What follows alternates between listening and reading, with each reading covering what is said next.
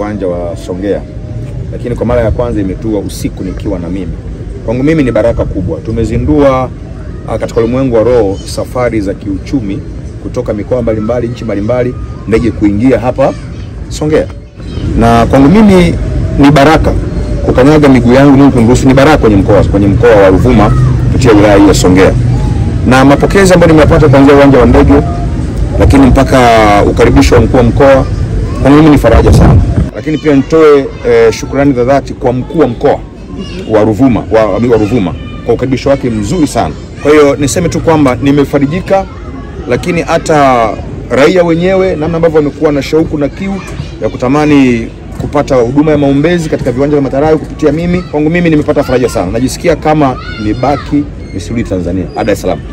Wakazi wa Ruvuma kwa ujumla na wilaya zake zote, tunazungumzia na Mtumbo, alafu kuna Tunduru, Mbinga, Nyasa. Nasema sio tu baada ya kuondoka, hata nikiwepo hapa kuna mabadiliko watayaona. Nikiwepo hapa kuna watu walikuwa walali watalala vizuri kabla sijaondoka. Kuna watu walikuwa na magonjwa yatawachia magonjwa, na nyinyi mtakuwa mashahidi wenyewe. Naomba muwafuate. Yaani mara baada ya maombezi watafuteni hao watu muwafuate. Mimi nawaruhusu sababu nitawaacha hapa. Alafu waulizeni baada ya maombezi ni kimetokea kwao. Lakini hata nikiondoka, hayo maendeleo, hizo baraka, huo uzima utaendelea kuwa ndani yao. Kwa hiyo mtaona kwa macho, wategemee kuponywa, kufunguliwa, kubarikiwa. Kuna swali nimekuwa nikiulizwa kwamba hii ni sukule hii, na hamjaniuliza unamaanisha nini prophet? Sukule maana yake ni sukule ni mtu aliyekuwa, kwanza ni mtu kabisa aliyekuwa mzima anaishi kwenye jamii, lakini akafariki katika mazingira au katika mazingira tutanishi, katika mazingira ya kishirikina au katika hali ya mazingara ya kichawi, na akazikwa. Watu wakaamini kwamba amezikwa, amefariki.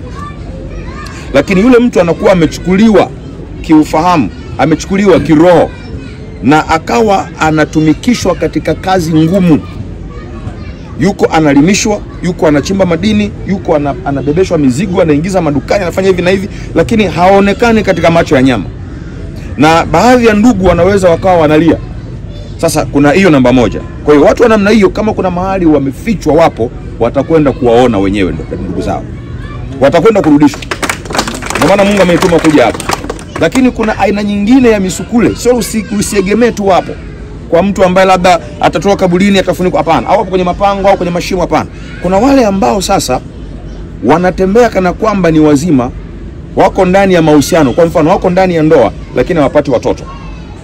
Huyu ni msukule aliyeibiwa nguvu za kiume na nguvu za kike. Mayai yanaweza kuibiwa yakahifadhiwa mahali. Mbegu zinaweza zikaibiwa zikahifadhiwa mahali. Ukaenda hospitalini ukapimwa ukaambiwa hauna shida yoyote kabisa, lakini haupati watoto. Maana yake mbegu zako na mayai yako kuna mahali zinatumika kuwafanikisha wengine. Kwa hiyo huyu na yeye yuko katika kategori hiyo ya msukule aliyeibiwa uzao wake. Kwa hiyo atakapokuja kufunguliwa, maana yake urejesho wa viungo vyake, mbegu zake, mayai yake unarejea, na vile ambavyo vilikuwa vinatakavyo onekane kama watoto watakwenda kuonekana.